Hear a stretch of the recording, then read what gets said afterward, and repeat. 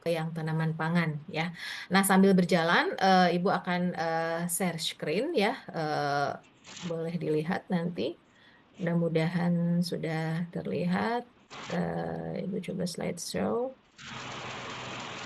Oke ya, jadi kalau kita berbicara mengenai pangan ya, secara tidak langsung kita tuh udah identiknya pangan tuh dengan makanan begitu ya, seperti itu. Dan memang tidak jauh-jauh karena kalau kita lihat ya, yang masuk dalam kelompok tanaman pangan itu adalah zat gizi yang banyak diambil ya, atau prioritas zat gizinya itu biasanya memang di karbohidrat ya, seperti itu. Jadi kalau definisi pangan sendiri secara umum itu adalah segala sesuatu yang bersumber dari sumber hayati dan air ya.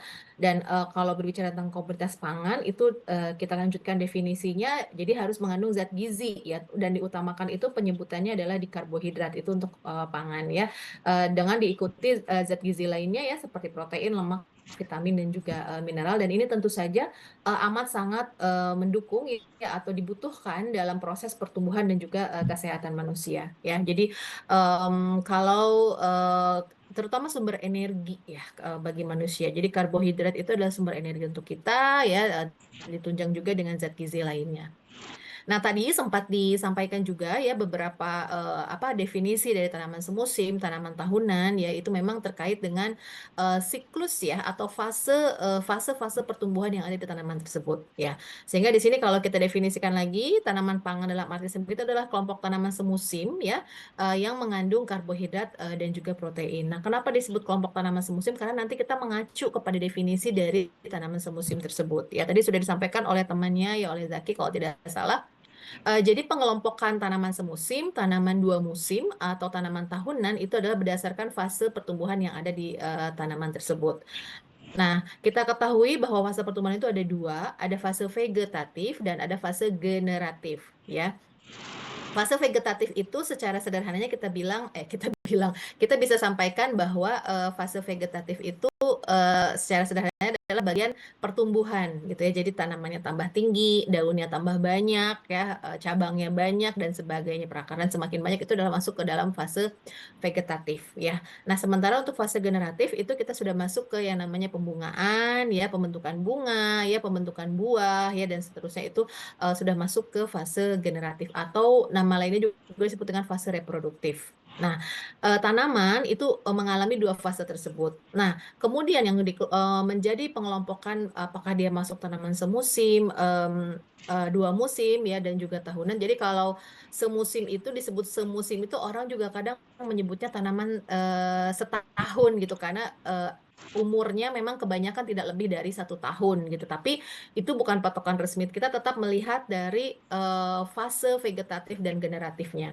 Sehingga kalau yang disebut dengan tanaman semusim atau annual ya, istilahnya annual plant itu adalah tanaman yang hanya mengalami 1 kali fase vegetatif, 1 kali fase generatif, kemudian menghasilkan atau panen, dan setelah panen itu nanti tanamannya akan mati. Nah, tadi juga sudah disampaikan ya oleh teman kalian. Jadi kurang lebih seperti itu definisinya. Nah, kalau tanaman dua musim atau biannual plants itu biasanya dia ada masa istirahat. Jadi dari fase vegetatif menuju fase generatifnya dia ada masa dorman atau masa istirahat. Dan ini biasanya banyak ditemukan pada tanaman-tanaman yang tinggal di iklim subtropis ya, yang biasanya ada 4 musim gitu ya. Jadi pas begitu dia masuk di musim dingin itu dia kayak dorman gitu deh, istirahat dulu ya, menyiapkan untuk apa namanya ke fase berikutnya ya. Itu kebanyakan di iklim-iklim subtropis ya. Dan sementara kalau tanaman tahunan itu adalah tanaman yang mengalami fase vegetatif dan generatifnya berulang gitu. Jadi ketika tanaman itu mengalami fase vegetatif ya, lanjut ke generatif, lanjut ke panen ya atau menghasilkan. Nah, setelah panen dia tidak akan mati, tapi dia akan kembali lagi ke fase vegetatif. Ya, fase vegetatif, generatif lagi, kemudian panen, kemudian nanti setelah panen balik lagi seperti itu. Dan itu berlangsung selama bertahun-tahun sehingga disebut sebagai tanaman tahunan. Ya, seperti itu. Beda halnya dengan tanaman semusim. Kalau tanaman semusim tadi hanya saat mengalami satu kali fase vegetatif, satu kali fase generatif, menghasilkan atau panen kemudian mati. Tadi disebutkan contohnya cabai, tomat, ya, padi, jagung dan sebagainya. Jadi kalau ketika musim tanam ya kita tanam, ya kita tanam, kita rawat, dia tumbuh, kemudian menghasilkan, kemudian panen, ya. Nah setelah panen, apakah tanamannya masih tetap hidup? Enggak, ya. Tapi tanamannya udah mati. Terus kita kalau mau mau mau komoditi itu lagi, misalkan mau padi lagi, mau cabai lagi, ya kita nanam lagi, gitu kan ya. Memang pada beberapa tanaman ada yang sifat panennya itu bertahap ya, seperti misalnya cabai, tomat, gitu kan ya. Sekali panen tuh nggak langsung selesai, nggak kayak jagung. Misalnya kalau jagung tuh waktunya panen ya panen semua berat gitu kan ya. Tapi tanaman-tanaman yang panennya bertahap itu tetap masuk ke dalam kategori apa namanya tanaman semusim karena memang sebenarnya bukan fase generatif yang berulang, tapi apa ya istilahnya dia kan bunganya majemuk ya, bunganya banyak gitu. Jadi eh, ketika bunganya muncul itu dalam waktu yang mungkin tidak serempak. Jadi ada yang udah bunga duluan, ada yang belum dan seterusnya. Dan itu banyak faktor yang terkait ya. Oke, kita kita kita sempitkan lagi ke definisi atau pengertian dari tanaman semusim tadi ya. Jadi eh kelompok tanaman pangan ini kebanyakan adalah masuk ke dalam kelompok tanaman semusim. Dan tadi juga sempat disampaikan oleh terakhir ya, Ainun terakhir, itu bahwa kalau secara karakteristik morfologi memang kebanyakan tanaman semusim atau tanaman yang memang hidupnya hanya umurnya ya secara umur biasanya di bawah 1 tahun itu memang masuk ke dalam kelompok herba ya. Jadi batangnya itu memang tidak berkayu kebanyakan. Untuk tanaman-tanaman tahunan itu baru kebanyakan tanamannya masuk ke dalam kelompok tanaman yang batangnya berkayu gitu ya seperti itu. Nah, untuk nanti definisi tanaman hortikul dan seterusnya kita kita lanjutkan di pekan depan ya. Kita kembali lagi saja ke tanaman pangan. Jadi kalau definisikan tanaman pangan itu sebenarnya ada kelompok tanaman ya yang biasanya masuk dalam kelompok tanaman semusim dan mengandung zat gizi terutama adalah karbohidrat ya, kemudian diikuti oleh protein, lemak, vitamin dan mineral yang memang dibutuhkan untuk proses pertumbuhan ya manusia, kesehatan manusia dan juga tentu saja sumber energi gitu ya. Nah, lagi nggak bisa jalan. Nah, kalau kita perhatikan apa aja sih komoditi tanaman pangan di Indonesia itu sebenarnya banyak banget ya. Karena tadi kalau berdasarkan definisi yang kita lihat itu adalah kandungan zat gizinya gitu ya, terutama karbohidrat. Nah, tapi menurut Badan Pusat Statistik itu ada 7 jenis tanaman pangan yang tingkat produksi dan luas tanamnya ini dominan. Dominan itu artinya apa ya banyak gitu ya di wilayah Indonesia. Nah, eh, 7 jenis tanaman itu atau kelompok tanaman itu dibagi menjadi 3 dari kelompok biji-bijian itu ada padi dan juga jagung, kemudian ada kelompok kacang-kacangan atau polong ya, ada kedelai, kacang tanah, kacang hijau dan seterusnya. Kemudian ada kelompok umbi-umbian ya, ada ubi kayu dan juga ubi jalar. Ubi kayu itu singkong ya, kalau ubi jalar tuh ubi-ubian yang biasa kita makan. Nah, di sini dari 7 jenis tanaman ini kemudian dikelompokkan menjadi kelompok tanaman pangan utama gitu kan ya. Kenapa disebut utama? Karena kelompok ini mencakup ya atau memenuhi syarat dari 4 aspek ketahanan pangan. Nah, mungkin kalau yang sudah mengambil MK ketahanan pangan atau yang sudah mengambil ketahanan pangan ya MK-nya mungkin bisa kita saling sinkronkan ya. Jadi 4 aspek ketahanan pangan itu yang pertama adalah aspek ketersediaan pangan atau availability ya. Jadi available padi, jagung itu selalu available, gampang dicarinya ya. Insya Allah tidak susah gitu ya seperti itu. Kemudian availability ini biasanya akan terkait dengan stabilitas ketersediaan ya. Jadi ada dan juga stabil gitu ya. Jadi nggak hanya ada terus kemudian ada menghilang nggak. Tapi dari ke 7 jenis ini biasanya aspek yang kedua juga terpenuhi ya, stabilitas ketersediaan atau stability of supplies. Kemudian aspek yang ketiga adalah accessibility atau keterjangkauan ya. Jadi mudah sekali kita menemukan ada tanaman padi, jagung, kedelai dan seterusnya ya. Itu di sekitar kita. Apalagi kalau kita yang tinggal di Pulau Jawa ini mudah sekali menemukan. Nah, mungkin kalau komoditi tanaman lainnya ya seperti misalnya sagu. Nah, kalau sagu mungkin biasanya kalau di Pulau Jawa agak jarang, banyak ditemukan biasanya di daerah timur ya, daerah timur Indonesia gitu ya seperti itu. Nah, untuk yang kelompok 7 ini, 7 kelompok tanaman ini accessibility-nya mudah. Serta yang terakhir adalah aspek konsumsi pangan atau consumption. Artinya dia well approved ya, dia bisa diterima oleh banyak warga begitu ya, oleh masyarakat gitu kan ya, dan hampir semua apa istilahnya sudah mengetahui ya kelompok tanaman ini. Nah, pada beberapa komoditi tanaman pangan mungkin masih ada yang kurang familiar gitu kan ya. Tadi contoh misalkan sagu, tahu sih tanaman sagu, tapi kayaknya kalau dibikin apa namanya, sebagai sumber karbohidrat atau makanan utama gitu kan belum gitu. Termasuk sorghum misalnya gitu kan ya. Nah, setelah ini nanti akan Ibu tampilkan, itu juga sebenarnya sudah banyak ya, olahan-olahannya, tapi ya mungkin orang belum belum terbiasa ya seperti itu.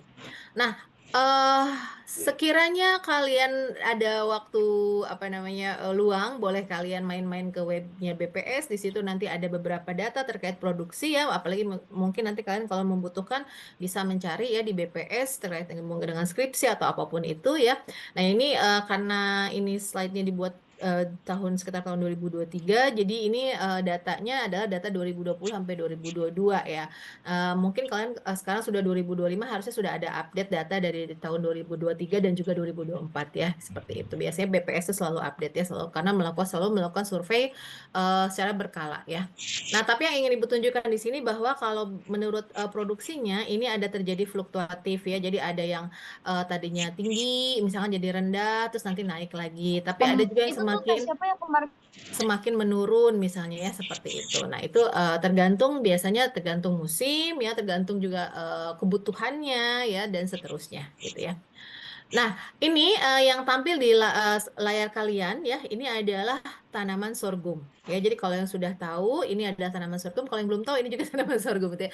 Jadi sepintas tanaman sorghum ini mirip dengan tanaman jagung secara morfologi ya. Kalau kalian perhatikan itu ada batangnya, ada daunnya ya. Ya, hanya yang membedakan adalah di sini di apa namanya malainya ya atau tongkolnya ya. Kalau sorghum, malai atau tongkol ini ada di bagian ujung ya. Nah, ini ada variasi warnanya, biasanya masih muda itu berwarna hijau ya. Nanti ada yang bagian warna kekuningan seperti ini dan juga ada nanti yang warnanya coklat ya. Biasanya ini kalau sudah matang. Nah, kalau kalian perhatikan ini batangnya memang dia agak lebih kecil ya dibanding jagung, tapi sepintas mirip ya karena dia adalah tanaman monokotil ya. Jenis daunnya biasa begini, memanjang ya seperti itu. Kemudian, sorry, nextnya gimana sih? Nggak bisa next, bentar.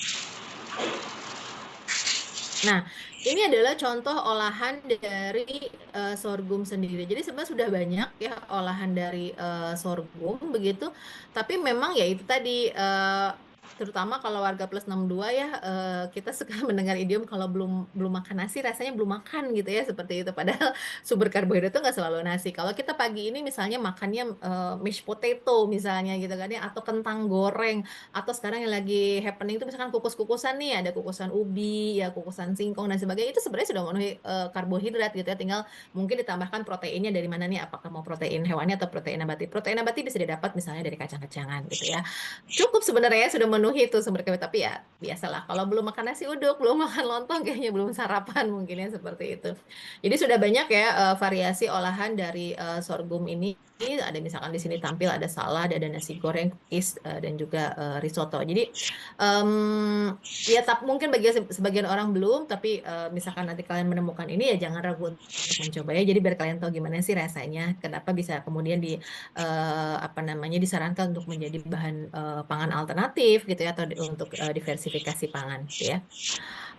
Kemudian nggak bisa geser ya slide-nya. Nah, tanaman selanjutnya yang muncul di layar kalian ini adalah tanaman Garut ya. Jadi kalau misalkan kalian mengenal Garut sebagai salah satu kota di Provinsi Jawa Barat, Garut itu ternyata juga masuk ke dalam komoditi tanaman pangan ya. Dia karena bentukannya umbi, karbohidrat banyak. Sama ini pun mungkin belum familiar, tapi sebenarnya sudah banyak juga dimanfaatkan ya. Kalau di sekitar kita mungkin kurang familiar, tapi di beberapa daerah itu sudah mulai dibudidayakan, sama halnya bentuknya seperti, nah ini yang pojok kiri atas ini adalah porang ya, kemudian di bawahnya ini adalah gadung ya, kemudian pojok kanan bawah ini adalah talas-talasan. Dan ini adalah kelompok tanaman, contoh tanaman yang biasanya ini ubi-ubian ya atau kacang-kacangan ini bentukannya merambat seperti ini ya. Porang sudah banyak juga dibudidayakan ya, sudah beberapa daerah juga sudah menjadikan porang produksi beras porang ya untuk menggantikan beras pada umumnya dari padi ya, dan diklaim ya kalau beras porang itu dia lebih sehat ya karena memang indeks glikemiknya juga katanya lebih rendah ya seperti itu. Tapi ibu sendiri belum pernah nyobain si beras porang seperti apa ya seperti itu. Kemudian ada gadung. Nah, gadung ini juga sebenarnya sumber karbohidratnya cukup tinggi, tapi di beberapa daerah ya mungkin juga belum, termasuk ibu juga kayaknya belum pernah nyobain porang ya, porang sorry gadung ya. Dan ini biasanya banyak juga diolah menjadi makanan atau keripik seperti ini ya. Nah, talas-talasan juga mungkin masih sebagian orang sudah sebagian kenal, tapi ya pemanfaatannya hanya untuk sebagai kudapan begitu ya kan atau cemilan seperti itu, belum sebagai kategori sumber karbohidrat utama ya. Oh, di Banten sendiri kita mengenal ada talas beneng ya, itu adalah komoditi unggulan, salah satu komoditi unggulan ya, disebut beneng karena memang umbinya berwarna kuning dan besar. Jadi bening itu besar dan koneng ya, seperti itu. Dari bahasa Sunda ya, koneng itu kuning gitu. Oke, next adalah, nah, ini juga mungkin sebagian besar sudah mengetahui ini adalah sukun ya. Sukun mungkin sudah mulai familiar, tapi ya tadi kebanyakan mungkin penggunaannya masih hanya sebagai sebatas kudapan begitu ya, bukan sebagai sumber karbohidrat utama. Padahal kalau pagi-pagi nih sarapan misalnya sukun rebus ya atau sukun kukus diberi apa tuh namanya kelapa parut gitu. Nah, itu udah cukup sebenarnya, sudah enak gitu kan. Mungkin tinggal ditemenin dengan misalnya apakah tempe mendoan misalnya seperti itu tuh kan enak banget ya dengan kopi hangat di pagi hari ya. Jadi ingat belum sarapan ya. Oke, sukun kemudian juga diolah juga selain bisa makan langsung, biasanya diolah sebagai keripik juga ya. Ini waktu ibu ke daerah Cilacap kalau tidak salah ini banyak ya ditemukan sukun ini.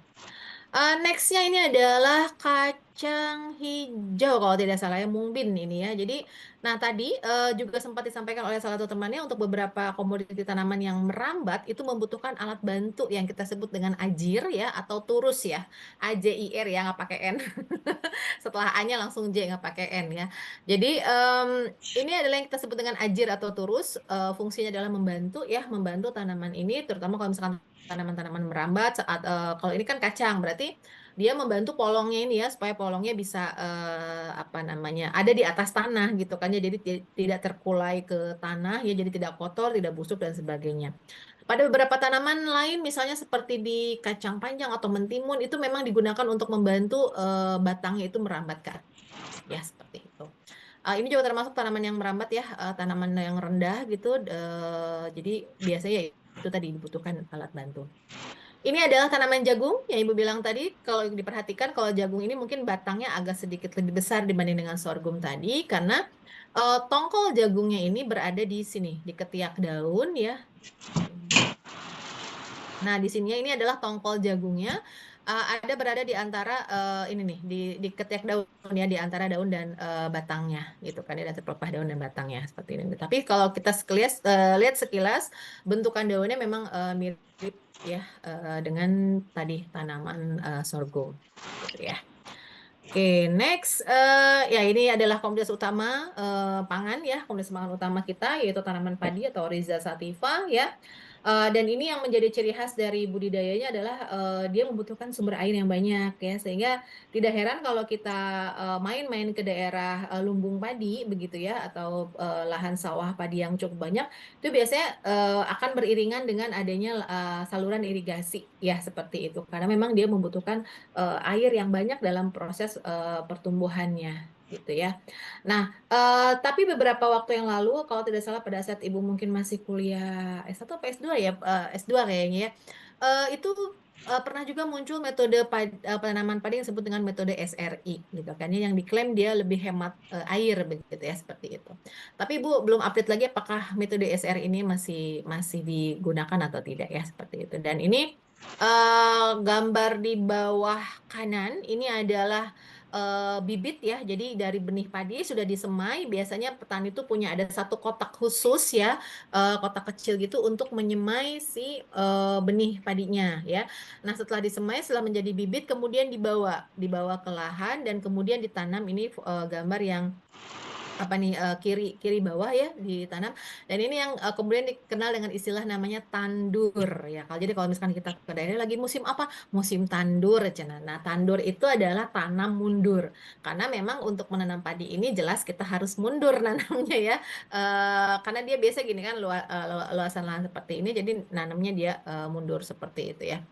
Oke, next, ini adalah kacang kedelai ya. Kacang kedelai, kalau yang masih muda kita, orang menyebutnya sih sebagai edamame ya kalau kalau masih muda itu. Tapi kalau ibu kok cenderungnya kayak mungkin sebenarnya beda-beda varietas gitu ya. Karena kalau edamame itu kacang apa, polongannya agak lebih bulat begitu ya, bulat lonjong. Kalau kedelai kan kayak bulat kecil-kecil gitu ya. Nah, mungkin kalau yang sudah pernah makan edamame bisa membayangkan ya polongnya itu seperti apa ya. Kalau yang belum pernah, boleh tuh kapan-kapan dicoba ya. Kalau misalnya mamanya ke supermarket atau ke pasar, boleh minta dibelikan edamame, gampang ya, tinggal cuci bersih, dikukus misalnya gitu kan, kukus sampai polongnya agak sedikit lunak aja ya. Jadi nanti pas dimakan tuh masih keras-keras gitu, langsung dimakan langsung gitu aja ya. Edamame jarang bahkan diolah, lebih banyaknya di kayak gitu dikukus terus langsung dimakan ya. Ini adalah contoh kacang tanah. Ini juga polongnya ada di dalam tanah. Ya, jadi kalau bunganya nanti ada di sini di atas, biasanya bunganya berwarna putih kuning. Terus nanti ini kacangnya ada di dalam tanah. Jadi kalau dipanen langsung dicabut semua gitu ya, seperti itu. Dan terakhir ini adalah ubi kayu atau tanaman singkong ya. Juga masih menjadi komoditi ya, tanaman pangan, banyak juga digunakan ya tanaman pangan. Dan ini umbinya adalah masuk ke dalam kategori umbi dan modifikasi dari akar ya. Nah, yang patut kalian ingat ya, jadi kalau misalkan kalian melihat ada tanaman-tanaman berumbi ya, itu nanti kalian bisa membedakan umbi itu berasal dari modifikasi akar atau modifikasi batang ya. Meskipun umbi tersebut ada di dalam tanah gitu ya. Nah, jadi contoh nih, Ibu kasih contoh misalnya antara kentang dan singkong ya. Kentang, singkong, dua-duanya sama-sama di dalam tanah umbinya ya. Jadi kalau kita panen, kita ambil kan dari dalam tanah. Tapi keduanya bersumber dari organ yang berbeda. Jadi kalau singkong itu bersumber dari modifikasi akar ya. Jadi akar yang termodifikasi menjadi tempat penyimpanan makanan atau cadangan makanan, membentuk umbi, itu yang menjadi singkong. Tapi kalau kentang itu adalah modifikasi dari batang ya. Modifikasi batang di dalam tanah itu membentuk umbi kentang. Kenapa bisa begitu? Kemudian apa juga yang harus kita perhatikan untuk membedakan sumber organnya ya atau modifikasinya? Itu keywordsnya ya, keyword satu, keywords, keywordnya adalah tunas atau mata tunas ya. Jadi kalau kalian perhatikan di kentang itu biasanya suka ada kayak yang apa sih, melekuk sedikit ya, seperti titik-titik itu. Nah, itu adalah bakal tunas ya atau mata tunas. Sementara kalau di singkong itu kalian tidak akan menemukan mata tunas karena mata tunasnya ada di batang, batang yang ada di atas tanaman gitu ya. Di atas tanaman, di atas tanah, sorry, di atas tanah. Nah, Bu, kalau kentang emang nggak ada batangnya. Nah, karena kentang itu tanaman merambat sehingga batangnya bentukannya adalah semu, batang semu ya, tidak seperti batang singkong yang kelihatan tegap menjulang di atas tanah gitu ya. Jadi sehingga karena batangnya merambat itu kemudian dia membuat modifikasi di dalam tanah yang kemudian menghasilkan disebut dengan umbi kentang gitu kan ya. Jadi melihat umbi-umbian yaitu dilihat aja ini ada mata tunasnya enggak gitu ya. Kalau misalkan nggak ada berarti dia modifikasi dari akar. Kalau misalkan ada mata tunasnya, maka umbi tersebut adalah modifikasi dari batang. Kalau kalian mau nanam singkong, yang ditanam bukan singkongnya tapi batangnya ya. Jadi kita stek batangnya dengan panjang mungkin sekitar 15 sampai 20 cm, kemudian ditancapkan, dipelihara ya, nanti akan tumbuh jadi tanaman singkong. Tapi kalau kita mau menanam kentang, yang kita gunakan adalah umbi kentangnya. Memang bukan kentang yang biasa kita konsumsi yang gede-gede itu enggak ya, tapi biasanya kalau umbi kentang tuh yang kecil-kecil gitu ya, seperti itu. Jadi ada khusus biasanya untuk produksi umbi untuk benih gitu ya, seperti itu. Ya, tapi sama semua umbi kentang itu pasti ada mata tunasnya gitu ya. Jadi kalau kalau kita nanam kentang, bisa nggak Bu dari biji? Bisa, tapi itu membutuhkan waktu yang amat sangat lama ya, sehingga memang kebanyakan, kalau misalkan kemudian yang dengan biji itu lama, kemudian kita gunakan dengan cara vegetatif tadi, salah satunya adalah menggunakan, umbi gitu ya umbi kentangnya ya. Jadi nanti kalau misalkan, kalian ini bingung ini, modifikasi dari akar atau batang ya, kalau kalian nggak percaya di rumah nih kalau ada mamahnya punya kentang, "Mah minta satu kentangnya," gitu kan, jangan diapa-apain. Diemin aja seminggu, 2 minggu, bahkan sebulan mungkin nanti dia lama-lama akan muncul tunas, gitu ya, seperti itu. Baik, mohon izin mungkin sepertinya itu yang Ibu bisa sampaikan. Untuk pekan ini, Ibu tidak membuka dulu sesi diskusi. Kalau misalkan ada yang ingin tanyakan boleh ditulis di kolom chat, kalau misalnya, apa namanya, kalau misalnya, baru